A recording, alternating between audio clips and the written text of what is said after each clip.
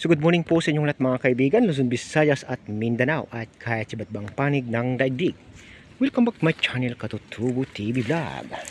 So nandito po tayo mga kaibigan ngayon sa gubat. Ayan, kita nyo. So kukuha po tayo ngayon mga kaibigan ng kaong or tinatawag sa amin na iyok. Ayan, ito po ang tinatawag dito sa ibang lingwahe na kaong. Or sa lingwahe naman mga kaibigan namin, ito ay tinatawag sa amin na iyok. Ito ay ginagawang walis tingting. Pero bago yan, disclaimer, this video is for entertainment purposes only. So mayroon tayong nakita dito mga kaibigan na pinagbalatan ng ahas. Ayan o. So may ahas o siguro dito mga kaibigan. Medyo masukal-sukal ho ito dito eh.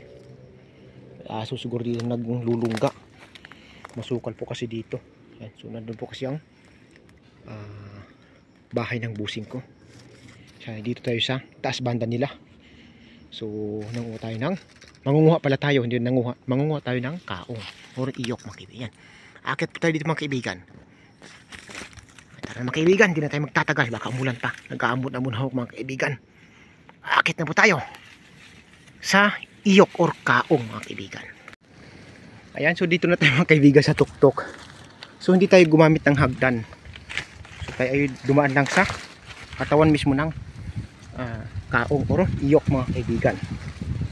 Ayan pong baba. So makikita po natin mamaya mga kaibigan kapag na putulan natin itong dahon na ito, isang paklang dito sa kabila. So tayot muna tayo mga kaibigan. Ayan, so nandito po tayo mga kaibigan sa taas ng kaong. Ayan, dito po tayo sa taas. Nakatapos na tayo magputol ng paklang. Yan, so yun na lang mamaya ang ating putulan. So wala na kasing walis doon sa building at saka sa kalsada ng aking boss. So hindi pa po nag-order ng walis sa palengke. Mukhang mahal ang walis yata doon. Hindi ko alam kung 35 ba o 40. So tayo kumuha dito sa gubat. Ayan. So disclaimer, this video is for entertainment purposes only. Ayan po mga kaibigan ang lawa. Ang lawa sa baba namin, ayan po siya. Nakita nyo. Ayan. So nakasumo po ang ating camera, ayan po siya. Ayan po ang lawa sa ating baba mga kaibigan. Makita nyo. So nasa mababa kasi tayo na area mga kaibigan eh. Kung doon tayo mga kaibigan sa kubo ko, sa puno na isa sa paper tree or Gemelina na tinatawag na isang pangalan, ay mas maganda ho sana doon mga kaibigan sa tuktok kasi nakita ko na ho yun noon ako'y umakyat sa puno na yun. Nakikita po talaga lahat ang baba. Ayan.